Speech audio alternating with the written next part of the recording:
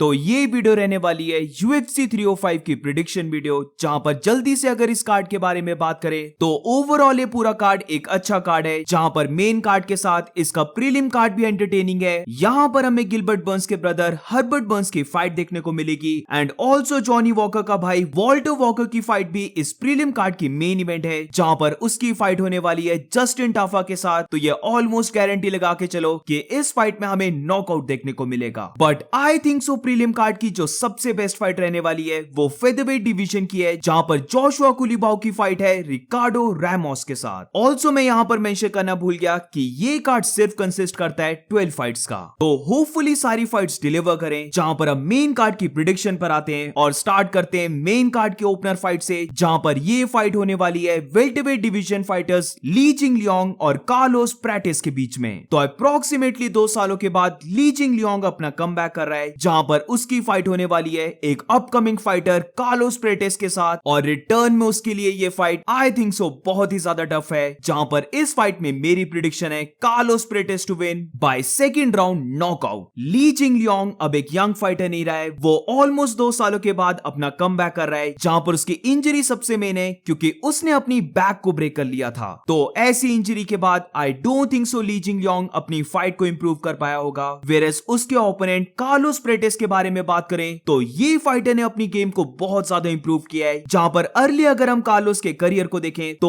वो एक टाइम पर 10-6 के रिकॉर्ड में था, बट अब अगर हम उसके रिकॉर्ड को देखें तो वो 19-6 के रिकॉर्ड में आ चुका है, जहां पर मैक्सिमम उसने अपनी फाइट्स को फिनिश किया है। और अगर इस फाइट मैचअप के बारे में बात करें तो वो not only Li Jingliang से हाइट में बड़ा है, बट उसके पास इस फाइट में 6 to 7 इंच की मैसिव रीच है। Whereas guess what, Carlos Prates के मैक्सिमम शॉट्स उसके स्ट्रेट पंचेस रहते हैं, और ये चीज ऑटोमेटिकली ली जिंग लियोंग को बहुत ज्यादा डिसएडवांटेज में डालेगी। कार्लोस की यहाँ पर नीज होगी, उसकी लेग किक्स होगी, बॉडी किक्स होगी, ये भी काफी अच्छी रहती हैं। वेयरएज अगर ली जिंग लियोंग की बात करें तो आई थिंक सो ली जिंग लियोंग के पास रॉ पावर ज्यादा होगी, बट अगर हम उसके पंचेस और अगर फिनिशेस को देखें तो वो मैक्सिमम आते हैं ओवरहैंड पंचेस या फिर हुक पंचेस से, और ये पंचेस लैंड करने के लिए ली जिंग लियोंग को डिस्टेंस को क्लोज करना होगा, जो आई डोंट थिंक सो वो इस फाइट में कर पाएगा। मुझे लगता है कि स्टार्टिंग ऑफ द फाइट में कार्लोस प्रेटिस ली जिंग लियोंग के ऊपर किक्स को थ्रो करने वाला है, उसके लेग्स को चॉप करके बॉडी शॉट्स को थ्रो करने वाला है, और राउंड 2 में ओपनिंग देखते हुए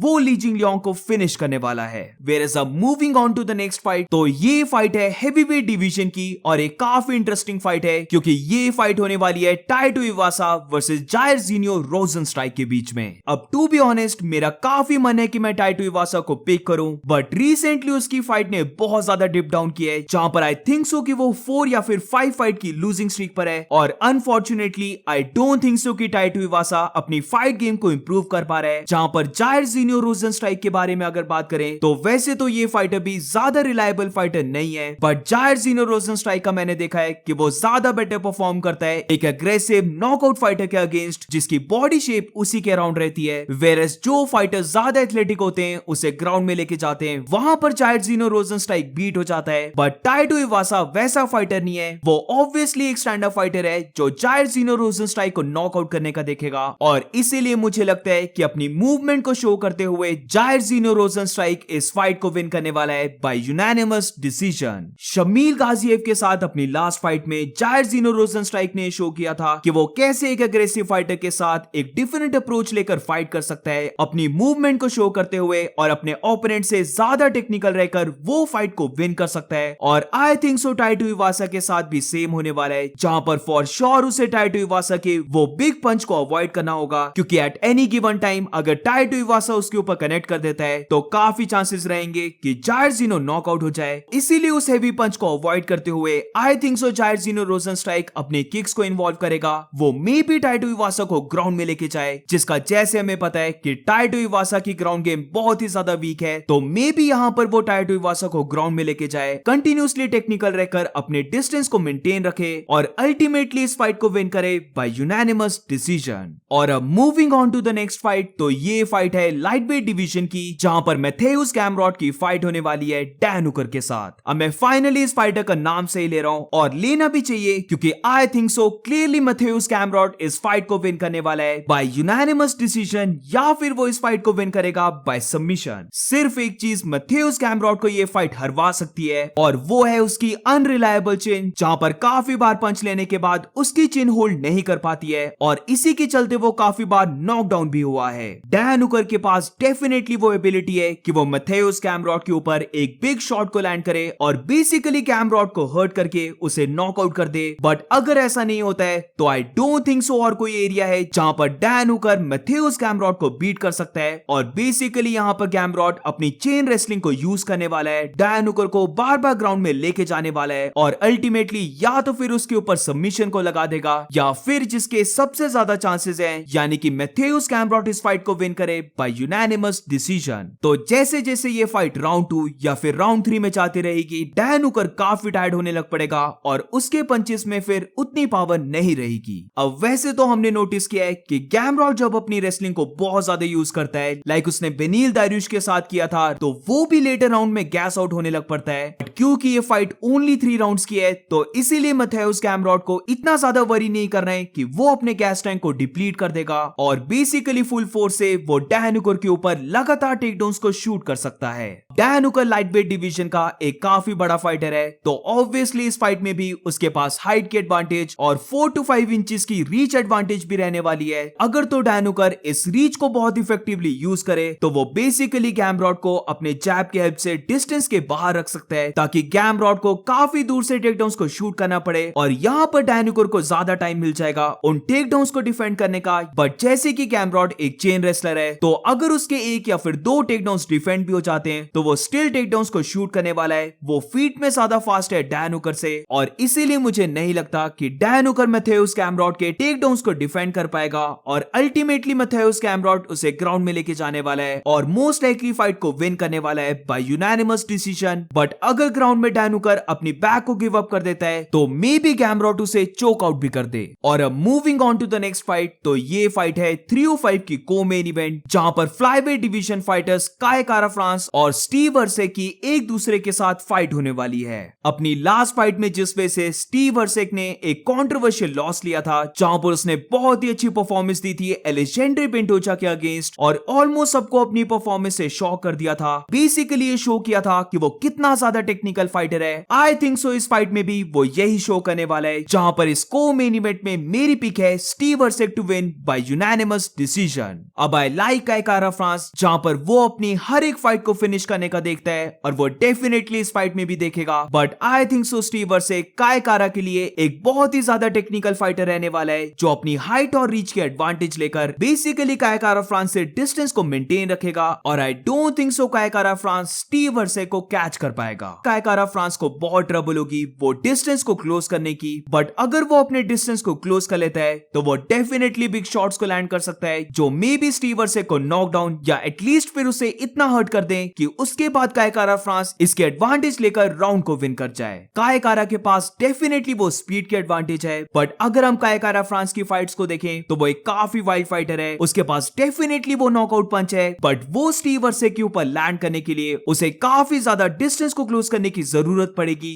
जो I don't think so Steve Versek उसे करने देगा और मे बी वो इस फाइट में काय कारा फ्रांस के ऊपर टेक डाउन्स को भी शूट करे क्योंकि स्टीव वर्सेक की ग्राउंड गेम काफी अच्छी है। उसने काफी फाइट्स को विन किया है सबमिशन से भी, बट इस फाइट में आई डोंट थिंक सो उसके टेक डाउन सक्सेसफुल होंगे और मुझे नहीं लगता कि उसे ऐसा करना भी चाहिए क्योंकि काय कारा फ्रांस के टेक डाउन डिफेंस काफी अच्छे हैं और अगर स्टीव वर्सेक ने खुद से डिस्टेंस को क्लोज किया तो काय कारा फ्रांस उसके ऊपर एक बिग ओवरहैंड पंच को भी थ्रो कर सकता है जो स्टीव वर्सेक को बहुत ज्यादा ट्रबल में डाल देगा और इसीलिए स्टीव वर्सेक को चाहिए कि वो कंटिन्यूअसली डिस्टेंस को मेंटेन रखे और बेसिकली अपनी रीच के एडवांटेज लेते हुए अपने जैब को यूटिलाइज करके फाइट करे और मे बी बीच बीच में क्योंकि काय कारा फ्रांस एक शॉर्ट फाइटर है तो डेफिनेटली उसके ऊपर ट्राई करे हेड किक्स को भी लैंड करने का और अल्टीमेटली इस फाइट को विन कर जाए बाय यूनानिमस डिसीजन। और अब moving on to the next fight, तो ये फाइट 305 की मेन इवेंट है जहां पर मिडिलवेट फाइटर्स ड्रिकस डुप्लेसी की फाइट होने वाली है इजराइल अदसाने के साथ। अब ये फाइट मेरी ओपिनियन में अनडिस्प्यूटेड मिडिलवेट चैंपियनशिप बेल्ट के लिए नहीं हो रही है बल्कि अनडिस्प्यूटेड किंग ऑफ अफ्रीका के टाइटल के लिए हो रही है जहां पर जो इस फाइट को विन करेगा उसे काफी लोग ये बोलने वाले हैं कि वही है किंग ऑफ अफ्रीका। अब वैसे तो इजराइल अदसाना के ज्यादा कनेक्शंस हैं चाइना और न्यूजीलैंड से जहां पर वो अपने आप को एक चाइनीज मैन भी बोल चुका है, बट आई थिंक सो वो इस फाइट में अपने स्टेटस को रिडीम करने वाला है जहां पर बेशक चाइल्डहुड के बाद वो कभी भी वापस अफ्रीका में नहीं गया, बट आई थिंक सो वो यहाँ पर ड्रिकस डुप्लेसी को बीट करने वाला है, फिर से मिडिल वेट का चैंपियन बनने वाला है और फिर उसे लोग किंग ऑफ अफ्रीका बोलने वाले हैं। अब ड्रिकस डुप्लेसी पहले भी कई बार अपनी फाइट्स में शॉक करके आ रहा है, जहां पर जिन फाइट्स में ऐसा लगता था कि वो फाइट को विन नहीं कर पाएगा,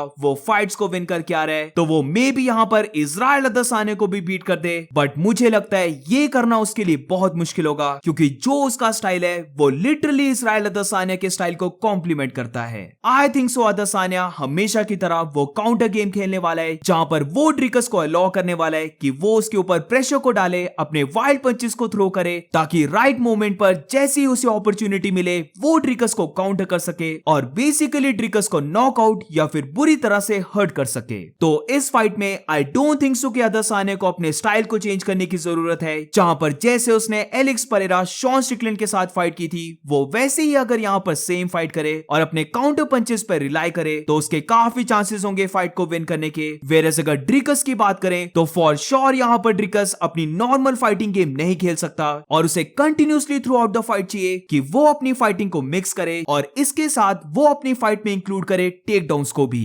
जैसे कि ड्रिकस ने शॉन स्ट्रिकलैंड के साथ अपने टेक डाउन्स को मिक्स किया था, वैसा सेम उसे इस फाइट में करना चाहिए। बट उसी फाइट में जैसे वो शॉन स्ट्रिकलैंड के ऊपर पूरा वाइल्ड होकर अपने हैंड्स को ड्रॉप करके शॉन स्ट्रिकलैंड के ऊपर प्रेशर को मेंटेन कर रहा था, वैसा वो इस फाइट में बिल्कुल भी नहीं कर सकता, क्योंकि इजराइल अदसानिया एक बहुत ही अच्छा काउंटर पंच करने वाला फाइटर है और ऐसा करने से ड्रिकस खुद को बहुत ज्यादा ट्रबल में डालेगा और इसी के चलते वो मे भी इस फाइट में नॉकआउट भी हो जाए। अब एक चीज जो क्लियरली पता चलता है कि ड्रिकस की बहुत ज्यादा इंप्रूव हुई है और वो है उसका गैस टैंक, जहां पर ड्रिकस ने ये बात सच बोली थी कि वो अपने नोज से ब्रीथ अच्छे से नहीं कर पाता है और नोज सर्जरी करवाने के बाद हम देख सकते हैं कि उसका गैस टैंक बहुत अच्छा हो गया है। वो शॉन स्ट्रिकलैंड जैसे फाइटर के साथ पूरे 5 राउंड फाइट करता है, तो फॉर श्योर अब ये चीज नहीं बोल सकते कि ड्रिकस गैस आउट होने वाला है, उसका कार्डियो अच्छा नहीं है, क्योंकि डेफिनेटली वो अब अपनी फाइट्स में पूरे 5 राउंड्स फाइट कर सकता है। अब बेशक मैंने यहाँ पर बोला है कि ड्रिकस कभी कभार बहुत ज्यादा वाइल्ड हो जाता है अपनी स्ट्राइकिंग को लेकर, बट अगर हम उसकी ओल्ड फाइट्स को देखें तो फॉर श्योर उसने बहुत ज्यादा इंप्रूव किया है, जहां पर अब वो अपनी फाइट्स में इतना ज्यादा वाइल्ड नहीं रहता है। तो मे बी वो इस फाइट में भी ज्यादा वाइल्ड ना हो। वेयरएज़ इसके साथ अगर इजराइल अदसानिया की बात करें तो यहाँ पर हमें अदसानिया का भी देखना होगा कि क्या उसके पास वो स्टिल एबिलिटी है टॉप ऑफ द लेवल में फाइट करने की, या फिर अब अदसानिया का टाइम जा चुका है। अब पर्सनली तो मुझे लगता है कि अदसानिया का टाइम स्टिल ऑन है और वो इस फाइट को विन करने वाला है, जहां पर अगर तो ड्रिकस अपनी फाइट को मिक्स नहीं कर पाया, उसे फॉर श्योर टेक डाउन्स करने होंगे, वरना आई डोंट थिंक सो वो इस फाइट को विन कर सकता है, क्योंकि उसकी स्ट्राइकिंग और उसका डिफेंस शॉन स्ट्रिकलैंड जैसा नहीं है कि वो मैक्सिमम अदसानिया के पंचेस को डॉज कर सके। बल्कि मुझे लगता है कि इसका उल्टा हो सकता है अगर ड्रिकस डुप्लेसी ज्यादा टाइम तक अदसानिया के साथ स्टैंडिंग रहता है, और इसीलिए ये बात क्लियर है कि ड्रिकस डुप्लेसी को इस फाइट में टेक डाउन्स करने होंगे। बट आई थिंक सो जो अदसानिया ने इतना ज्यादा टाइम ऑफ लिया है तो वो डेफिनेटली इन टेक डाउन्स को डिफेंड करने में वर्क कर रहा है, उसने अपनी ग्राउंड गेम को बेटर किया होगा और इसीलिए मुझे लगता है कि इतना भी इजी नहीं रहने वाला है ड्रिकस के लिए कि वो अदसानिया के सामने डिस्टेंस को क्लोज करके उसके ऊपर टेक डाउन्स को शूट करके उसे ग्राउंड में लेके जाए, क्योंकि अदसानिया ऐसे फाइटर्स के साथ पहले भी फाइट कर चुका है और अदसानिया का टेक डाउन डिफेंस इतना भी बुरा नहीं है और वो कंटिन्यूसली मूव करते रहता है। ज्यादा चांसेस मुझे लगते हैं अदसानिया के हैं इस फाइट को विन करने के। सो दैट्स इट गाइस, ये थी पूरी prediction video. But what about you guys, इस कार्ड को लेकर तुम्हारी क्या पिक्स हैं? Do let me know in the comments. और इसी के साथ इस वीडियो को एंड करते हैं। अगर वीडियो अच्छी लगी हो तो please make sure to like and subscribe. मिलते हैं नेक्स्ट वीडियो में।